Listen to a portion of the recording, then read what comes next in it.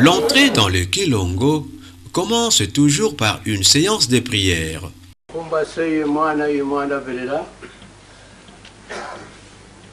Tufukamane mulomba kwange tata nzambi genga mfumo Yesu Kristo yempevya ndongo mfumo katufoini ko tufuanisa yotusimba mulalunene lwako yotukonka kunsoma bemako. Ensuite, le chef spirituel qui garde jalousement par derrière lui les clés du mausolée frappe discrètement à la porte et murmure une phrase inaudible dont il est le seul à détenir le secret. Puis, il s'introduit d'abord seul dans les mausolées et s'y isole pendant quelques minutes, à l'instar des anciens prêtres juifs. En sortant du mausolée, le chef spirituel invite le visiteur d'y entrer un en un dans l'ordre et la discipline.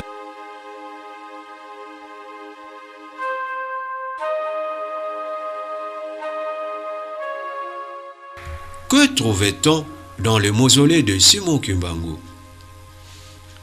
Dans le mausolée de Simon Kimbangu, on y trouve gardé son corps intact ayant échappé à la corruption malgré 9 années restées sous terre. Ce corps est gardé jalousement dans un précieux sarcophage scellé. Le dit sarcophage n'est pas descendu dans le puits, mais surélevé sur une chapelle somptueusement fleurie.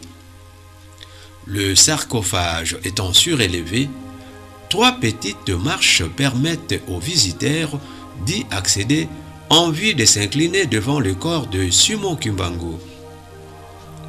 Puis, les visiteurs se retirent respectueusement à reculons de devant le corps de Simon Kimbangu.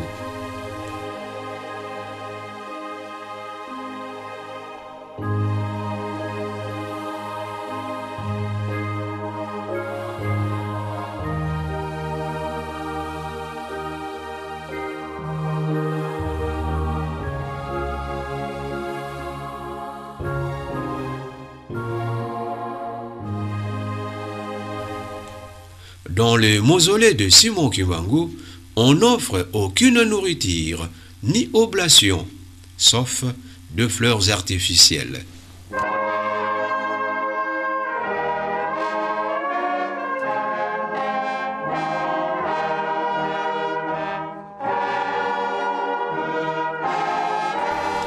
De tous les mausolées se trouvant dans l'enclos, seul celui de Simon Kimbangu est ouvert aux pèlerins.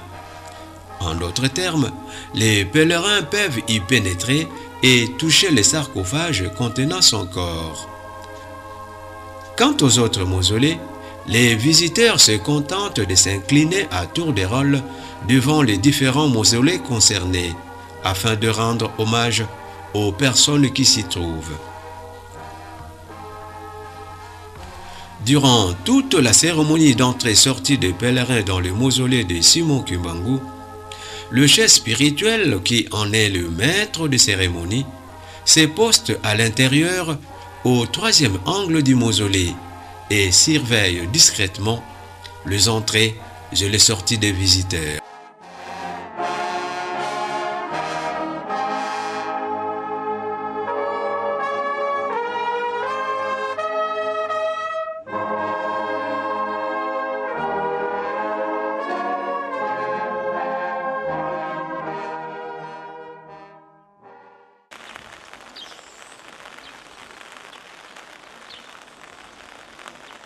Aujourd'hui encore, plus d'une 60aine d'années après la mort de Simon Kimbangu, son corps est resté intact et gardé jalousement dans ses modestes mausolées en Kamba. Comment savoir si ce qu'affirment les kimbanguistes au sujet du corps de Simon Kimbangu est vrai?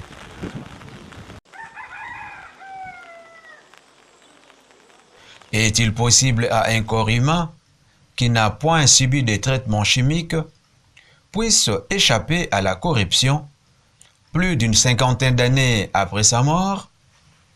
Monsieur Willy Nkunga, ancien séminariste catholique, s'est posé aussi les mêmes interrogations, jusqu'au jour où son éminence Salomon Dialunga Nakiangani, le deuxième chef spirituel de l'église kimbanguiste, lui autorisa de voir et de toucher les 10 corps. Kenanga na kamba yango place nkena ko senga ke namona nzoto ya Simon Kimbangu na bike bino bakimbangisi nazo yoka nzoto na ye polate est que papa na ko komona yango le loba moko alobaki na ngai alobi mwana yo lisusu ngo koma neti Thomas nani disciple yango na biso Jésus Christ ngabi papa ekozala malamu soki na moni yango puisque lokola ye papa nazo bana na koma ekozala malamu soki na komi yango. Bon, abengi mwana na ye papa Simon Kimbangu Kiangani, l'actuel chef spirituel, apesi fongola bi mema mwana a mausolée au fongola tal. Bon, to bani ko kende bakima avant ko koma ti wana na koma ki vraiment impatient bato bazo ko ya ko pesa mbote pa ya papa mais ti suka nango to komi liboso ya mausolée. Fokami ye papa Simon Kimbangu Kiangani akoti mais awumela ki mingi suka nango ayikobenga ngai tokoti ndeke ya kofukama ndenge bakendaka na mati et alobi na lobi papa na mona sikoyo bon ya lobi pona ke kuta po ba fleurs ezaki bele mais na moni ba fleurs eza dégagé ayebisi ngai simba donc a bouger na kota liboso couvercle et fongwami abina ngai na kotindika yo bendaka malembi yo simba kaka ngana bana kotindika yango aposi place na kenda ikomona nzoto ya oyo babengi Simon Kimbangu bien que tango liboso cercle fongwami eloko liboso sama ina nzoto na ngai na koti en transe na komi kotuntuka allez papa Simon Kimbangu na simbinga na mutu na komi na moni eloko ane sili allez kokama wana na ko yebisa papa est-ce que na ko simba ye abisinga ko simba ye awa te na motema na te simba ye na loboko loko azalaki boye et puis lambala ataki pusana ki momuke tango na simbi siko poso na parce que simplement na komona ozomona ke o eza epembete yangwana na idée na ngai ne peut-être soki ya malamu soka mabe nangaki na simba na mutema na taso mutema zobeti mais yoko la baki na simba wana te na simbi na loboko mais loboko eza na chaleur net mutazo vivre et puis aspect na yozo mona ke soki ba longoli kaka cercueil batiki corps wana pamba ba muto alali or muto wana akufa banda 1951 Makamwana on a vivre en 2001 donc 50 ans après température normale donc il y a mutazo vivre hein donc quelque part on a à peu près 36 37 degrés puisque nazaki na thermomètre te mais ko simba pona vina ngai arriva na simba pe bibembe na bi température ya bibembe mais na esa température mutazo vivre na lobité ke ya azalaki ko vinga on a monaki mutu alali lisumoko ekangama lisumoko efongwama. Bon, na la musa qui est pété que son mutalali, on a monaki, lisu kangama, lisu moko fongama, lisu moko kangama, mais un aspect ya mutu. On a le bail que ceux qui va l'ongoli kaka cercueil, batiki le corps yango moko pour le baki mutu alali. Or cet homme a koufa depuis 1951. Makamone sur le événement sur le Ghana 2050 ans après. Corps nini ya mutu.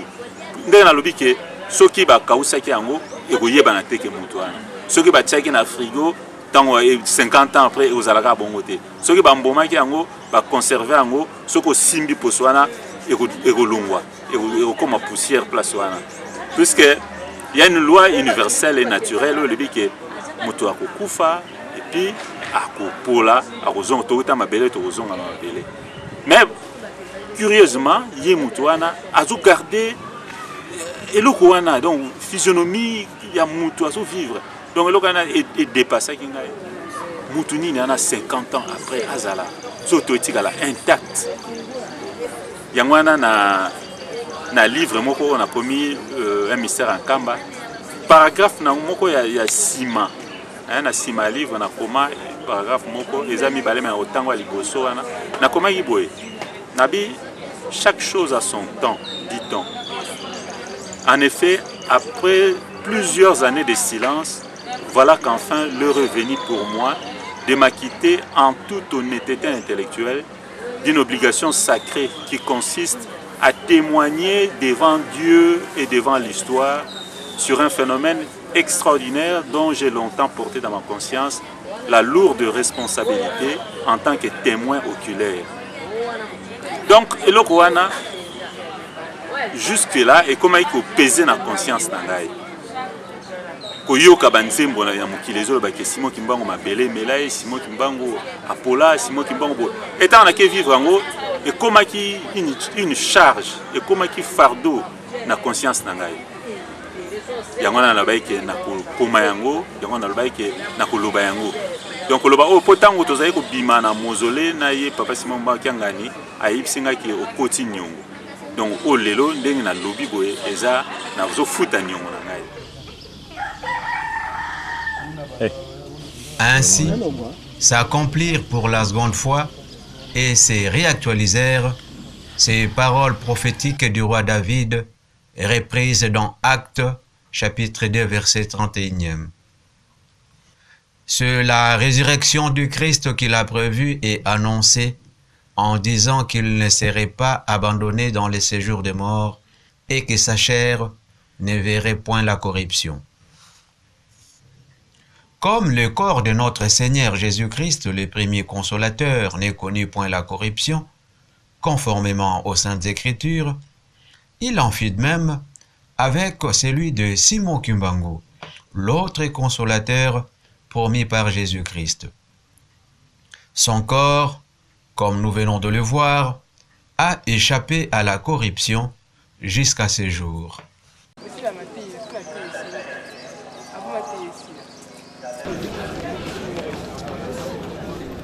Lorsque le Kilongo est fermé au public, il est recommandé aux pèlerins d'aller prier en dehors de l'enclos du mausolée, à l'endroit consacré. Là, les fidèles peuvent prier à n'importe quelle heure de la journée ou même de la nuit.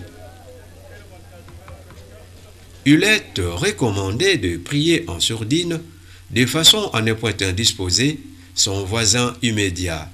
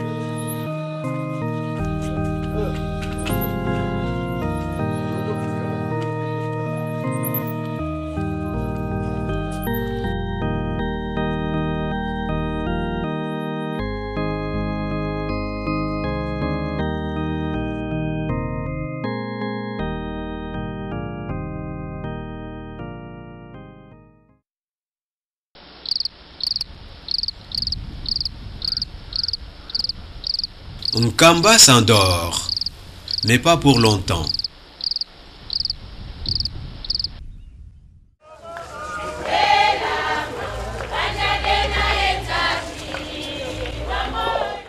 Dès 3 heures du matin déjà, Nkamba se réveille au rythme de la procession effectuée par le chantre de la chorale Yeluselemi. Cette procession consiste pour les fidèles à faire le tour du temple et du mausolée à 3 reprises dans le sens de la marche des aiguilles d'une montre.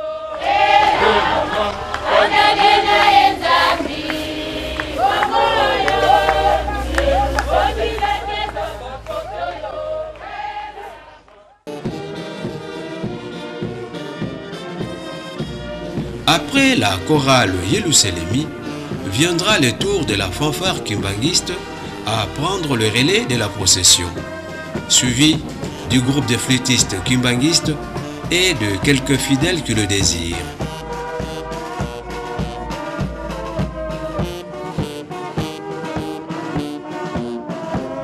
Selon le kimbanguiste, Cette procession a été à la base de nombreuses guérisons.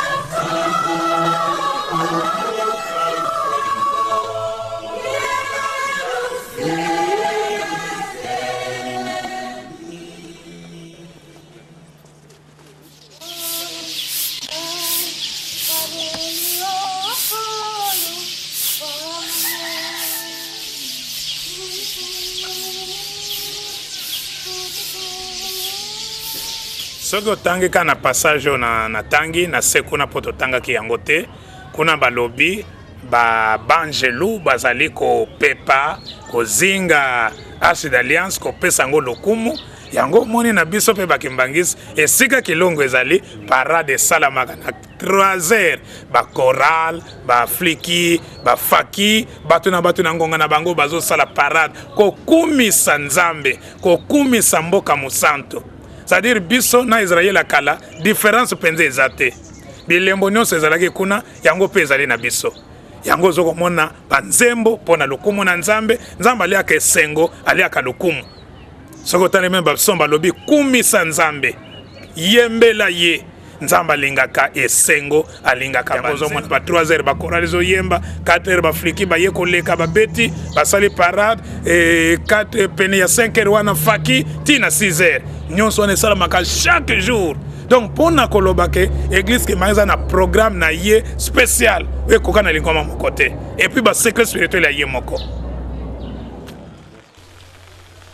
Des témoignages poignants et saisissants révèlent que certains visiteurs, chrétiens et non chrétiens, ainsi que de fidèles kimbanguistes, ont rencontré individuellement, en vision directe, face à face, Jésus-Christ, Abraham, Moïse, Simon Kimbangu, pour ne citer que ceux-là, au mausolée de Simon Kimbangu. Tel fut le cas de cet ancien musulman converti depuis au kimbanguisme.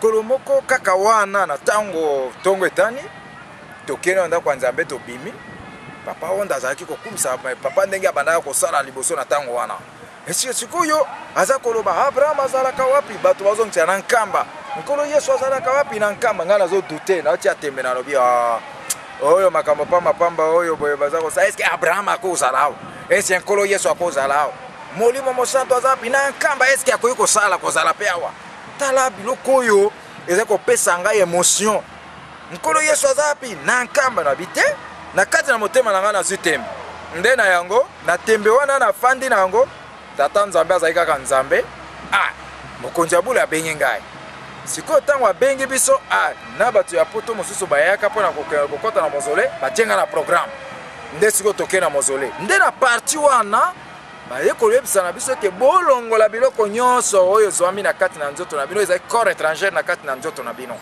yango nde tolongoli bagrumete babage bazalaki na banini balongoli bamontre tout ça tolalisi ya esika moko me ngai nazalaki na eloko mosusu complicité babengi yango te warka wana nayebisa ye malamu eza babiloko moko oyo biso toyebeli yango te me ngai moko nayebi ntina na yango ezali protection na ngai sikasikoyo natika yango awa ngai nakɔta nzoto pamba ekosukala ngai ndenge nini yango nde mwa inquiétude moke me ntango nabimi natiki nabimi nakoti lisusu na mozole nde baflere nyonso ebandi kolobaloba engai nazoyoka sikoyo ntango nakomi na esika nzoto ya papa elali na sanduku na mozole na kati wana nafukami ndenge nabandi kosenga oyo ngai nazala nango mposa na beze cercueil ntango na beze sanduku kobima na ngai natamboli malamu naleki epai papa atelemaka na ngai nalekani kopusana moke liboso namona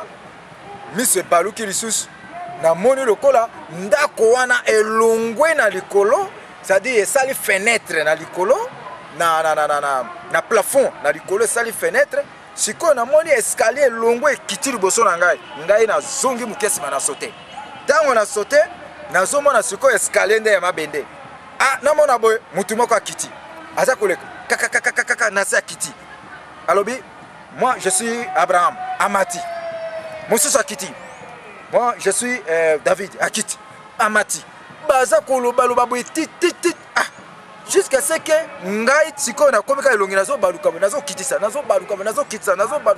bato baza koya nsima na ngai babandi kotutana na ngai bamosusu babandi kozonga nsima ti filme wana ntango esili nde naleki me bato yango baza komonana na miso na ngai ndenge nini omoni place wana na yengi nalingola esiko wana c'est-à-dire bato awa bazomona na miso na ngai omoni ndenge so otelemi na moi awa oza komona elilingi na yo ntango oza kotambola omona elilingi na yo bato wana bazokomata bazokita na omona bango lokwa bililingi wana yango nde eloko nakangaki parce que baolobaka na français et puis baoloba na français wana mais baza kotanga kombo ya motu na motu nde nazokita mpe nde naza komata voilà makambo nga namonaki epuis kobima na biso na mozole ntango nabimi nakomi naluka epai ngai natikaki bawarka na ngai na bagrumete eloko moko eza te nyonso ekei banda wana ti lelo.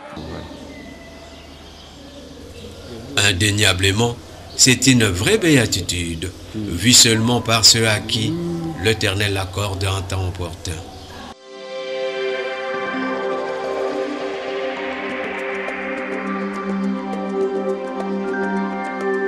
Mais que représente donc le Kilongo dans la foi kimbanguiste? Kilongo na foi kimbanguiste, ndenge na lobit na Israël kuna bobje mais ça représenter présence ya Nzambe, force spirituelle. Yango pe ezali ko représenter pour na biso bakimbangiste, présence ya Nzambe, force spirituelle na biso na foi kimbangiste, présence physique ya Simon Kimbangu. C'est-à-dire tozali ko solola na Nzambe face à face na foi kimbangiste. Wana nde eloko Kilongo ezali ko représenter pour na foi kimbangiste. Yango moni motu tanga azokene kuna azali concentré. Azokene na loyengete kuna bakotaka na concentration ya kosakana te la plus totale. Po eto yebi ko azokene kokuta na Nzambe. Yango moni même ban Israël kuna mobeko ezalaka banganga Nzambe nde bakotambusa alliance. Ezalaki motu te soda te mondimi simple te. Kaka banganga Nzambe bato bazali formé, baza préparé pona yango. Donc pour na sa valeur ya Kilongo. Donc Kilongo na foi kimbangis ezali ko représenter eloko moko ya makasi ya molimo, c'est-à-dire sika plénitude ya nani spirituel na biso ezali pona biso bakimbangis, plénitude ya makambo ya molimo na kondima ya biso bakimbangis. Mozole wana ya tata Simon Kimbangu, c'est sa présence en permanence. Okoki kozwaye na musika asungio mais ce qui peut oyi que yo ozui possibilité ya koyingila kuna okosenga na yo on dirait ozosola na mutu vis-à-vis face à face tala bolamu ya kindongo nde yango wana parce que moto aza mosika okotelefone ye me bongo ndenge toza kotalana na yo tokoki na biso koyambana te kuna nde mpo bakestion mosusu okozwa ngo basolution sur place papa apesi yo likambo me kende na confirmation kende ye olonga etumba ya kokutana na ye mpe obima nde ozwi yango libela donc mpo na biso ezali présence périchorétique c'est-à-dire ya tata na mwana mpe molimo mosantu na mbala moko donc ezali esika okozwela manso masengeli mpo na vi na yo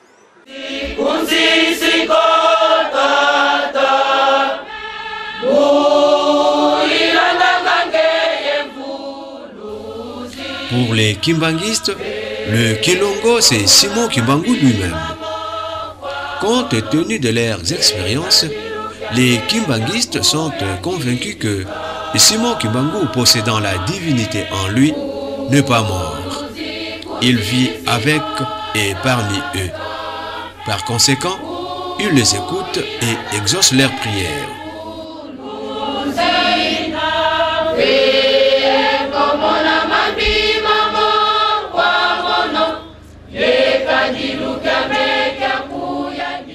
Pour les kimbanguistes, le Kilongo, c'est le symbole de la visitation de la divine Sainte Trinité sur terre. Cela où trône d'une manière permanente Dieu sous ses trois formes, Père, Fils et Saint-Esprit.